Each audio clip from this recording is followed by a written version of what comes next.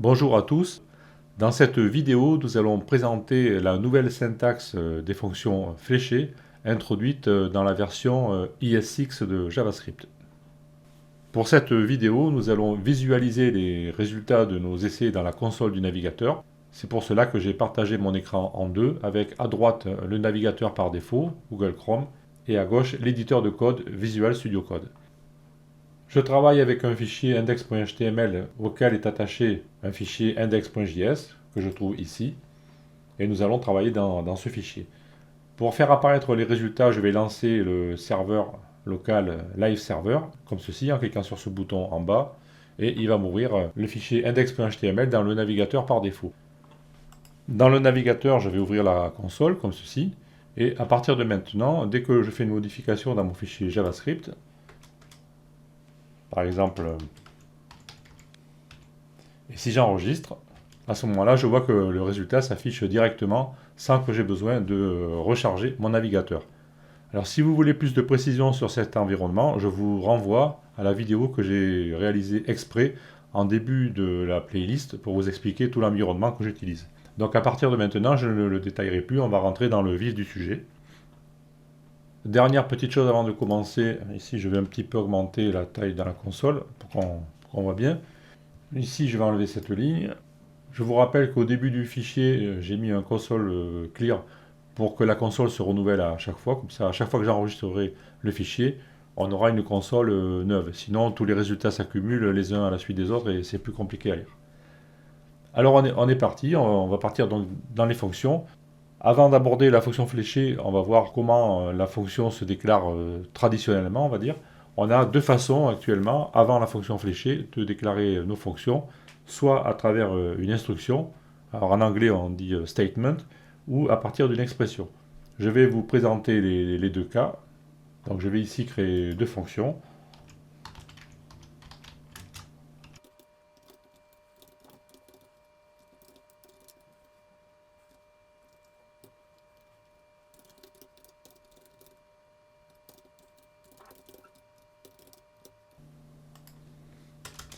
Voilà. Ici, nous avons nos deux façons traditionnelles de déclarer une fonction, et je vois que si j'appelle les deux fonctions, comme ceci, je vais voir le résultat qui s'affiche dans la console. Il n'y a aucun problème. Ici, nous avons une fonction statement, et ici, nous avons une fonction expression, qu'on appelle souvent une fonction anonyme aussi. Donc ça, c'est la manière traditionnelle. Alors, on va l'effacer, on a compris. Et maintenant, on va recréer une fonction, et on va la transformer en fonction fléchée. Je crée cette fonction. Donc je vais l'appeler fonction fn expression, parce que je la crée à partir d'une expression. Et donc c'est parti.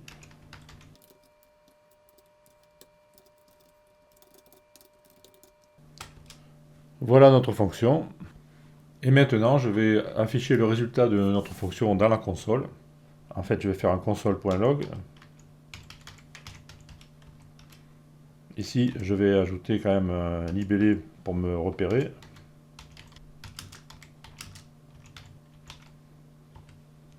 Et donc, je vais appeler la fonction en lui passant, par exemple, 2 comme paramètre. J'enregistre. Et là, je vois que j'affiche 3 comme résultat. Bien sûr, ma fonction est ridicule, mais peu importe. Maintenant, je vais dupliquer cette fonction, comme ceci, et je vais la renommer fn arrow. Parce que arrow, c'est flèche en anglais. On met souvent des termes en anglais pour éviter d'avoir des accents dans notre code. Maintenant, je vais dupliquer l'appel de cette fonction, comme ceci, et je vais remplacer bien sûr le nom avec arrow. Et là, pour changer, je vais l'appeler avec 20 par exemple. J'enregistre. Et bien sûr, je vérifie le résultat intermédiaire. Donc j'ai fn expression avec 3, 2 plus 1, et fn arrow avec 21, 20 plus 1. Donc maintenant, nous allons pouvoir démarrer la conversion.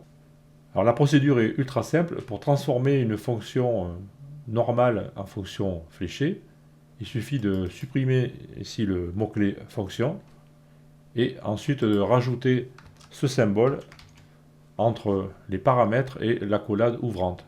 Donc le symbole est constitué du signe égal et du signe supérieur à, et vous voyez que ça représente une flèche un peu grosse, donc c'est pour ça qu'en anglais on l'appelle la fat arrow. Maintenant si j'enregistre, je vois que mon résultat est inchangé, donc je n'ai pas d'erreur, ma fonction est bien convertie. Ensuite nous allons voir comment on peut aller un petit peu plus loin dans la simplification de la syntaxe. Auparavant ici je vais corriger une petite erreur, là j'aurais dû mettre un let pour bien faire. Bon, la variable a été créée quand même dans le scope global, mais bon, normalement on devrait écrire comme ça. Je vais dupliquer cette fonction ici et je vais la commenter pour la garder en référence pour comparaison. Et donc maintenant je vais simplifier ma fonction fnArrow. Première étape, si nous ne passons qu'un seul paramètre à la fonction, comme c'est le cas ici, on peut omettre les parenthèses. Je peux écrire ceci, A et la flèche. Si j'enregistre, je n'aurai aucune erreur. Mon résultat s'affichera toujours. Si nous n'avons aucun paramètre, à ce moment-là, nous sommes obligés de mettre les parenthèses vides, comme ceci. Si nous avons deux ou plusieurs paramètres, nous sommes obligés de passer les paramètres dans la parenthèse. Mais si nous avons un seul paramètre, comme c'était le cas ici, nous pouvons omettre les parenthèses, comme ceci. Après, c'est une histoire de goût. Moi, je préfère garder les parenthèses. Quand je regarde mon code, je repère plus facilement une fonction dans ce cas. C'est une histoire de préférence. Donc ça, c'est la première étape de simplification. Ensuite, nous pouvons simplifier la fonction si le bloc du corps de la fonction ne contient qu'une seule ligne. Alors ici, nous avons 3 lignes, mais nous pouvons facilement résumer ces 3 lignes à une. En réalité, nous retournons A plus 1. C'est simple à comprendre. Donc ici, je peux mettre A plus 1. Je peux supprimer ces deux lignes qui deviennent inutiles. Et ma fonction, si j'enregistre, je vois que ça continue à fonctionner. Je vais réduire ici toute ma fonction sur une seule ligne, comme ceci. Et si le corps de ma fonction ne contient qu'une seule ligne, comme c'est le cas ici, je peux omettre les accolades, je peux les supprimer, comme ceci. Et en plus, si ma fonction retourne quelque chose, donc c'est le cas ici, je peux omettre le mot return. Et maintenant, si j'enregistre, ma fonction est encore correcte. Nous avons ici atteint le stade ultime de la simplification de notre fonction. Alors, il faut faire attention avec les fonctions fléchées. Je reviens ici sur la partie Mozilla MDN. Et vous voyez que si vous descendez ici dans le tableau des compatibilités vers le bas, on vous dit que ce n'est pas compatible avec Internet Explorer. Vous voyez ici, c'est en rouge. Alors le problème, c'est que bon, Internet Explorer, maintenant, il a été remplacé par Edge sur Windows 10.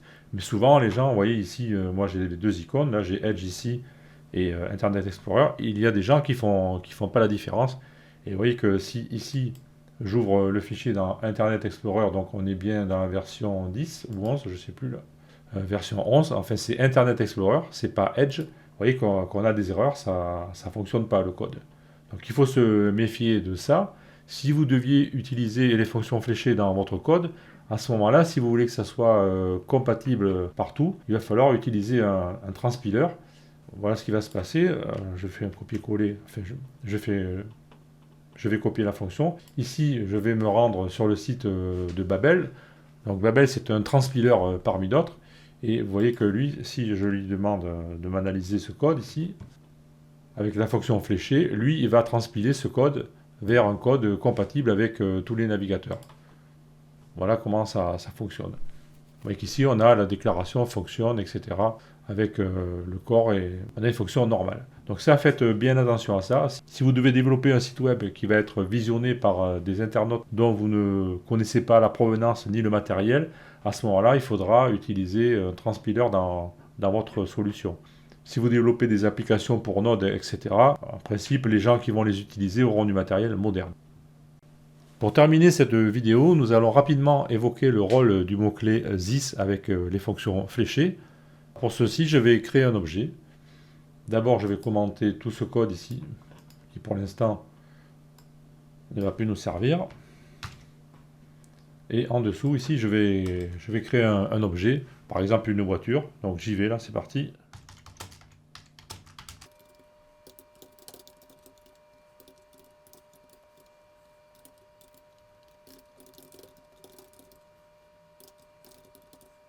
comme ceci, et je vais appeler la méthode drive de notre objet. Ici, je tape car et j'enregistre. Ici, qu'est-ce qui se passe? J'ai créé un objet que j'ai appelé car avec deux propriétés, donc marque et modèle, ainsi qu'une méthode. Et à l'intérieur de cette méthode, je lui dis de me faire un console log de l'objet this, ici. Et je mets un libellé ici pour me repérer. Donc j'appelle cette méthode ici, et le résultat, il me met méthode drive de point, et je vois que je pointe vers l'objet. C'est-à-dire qu'à l'intérieur d'une méthode pour un objet, quand on utilise le mot-clé this, on pointe vers l'objet. Si ici je fais console log de this marque, naturellement, je vais afficher Audi. Donc là, on est d'accord. Maintenant, je vais créer deux fonctions à l'intérieur de la méthode. Donc, j'ai fait un petit peu de place ici. Bon, je vais effacer cette ligne là parce que vous avez compris comment ça marchait. Et je vais créer deux fonctions. Pour aller un peu plus vite, je vais les coller directement ici dans le code. Les voici.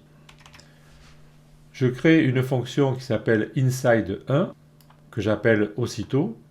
Et je crée aussi une fonction que j'appelle inside2, que j'appelle aussitôt. La seule différence entre les deux, c'est que la première est une fonction classique, déclarée avec le mot-clé function, on va dire à l'ancienne, et la deuxième fonction est une fonction fléchée, que je déclare ici avec une variable que j'appelle inside2, et je crée une fonction fléchée anonyme. Et ensuite, je l'appelle. Et dans les deux cas, je vais faire un console log de l'objet this. J'enregistre maintenant, et on va voir ce que ça donne. Alors ici, surprise, pour la première fonction, on va pointer vers l'objet window, le this, c'est-à-dire qu'ici, ce this en question, qui est appelé à l'intérieur de la méthode, ici, il va pointer vers l'objet window, l'objet global. Alors que le deuxième this, là, qui est ici, appelé avec la fonction fléchée, il va pointer vers l'objet. Donc c'est la différence à prendre en considération. Les fonctions fléchées, en fait, n'ont pas leur propre this. Ils utilisent le this du contexte parent.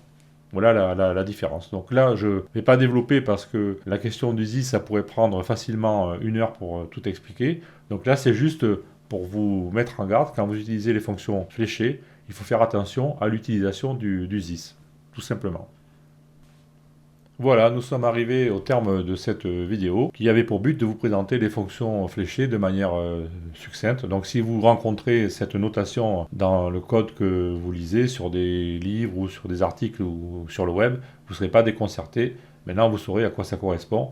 Et donc c'est une évolution du code. Ça ne remplace pas complètement les autres façons de déclarer les fonctions, mais c'est une manière supplémentaire de le faire. Je vous remercie pour votre attention et je vous dis à bientôt dans une prochaine vidéo.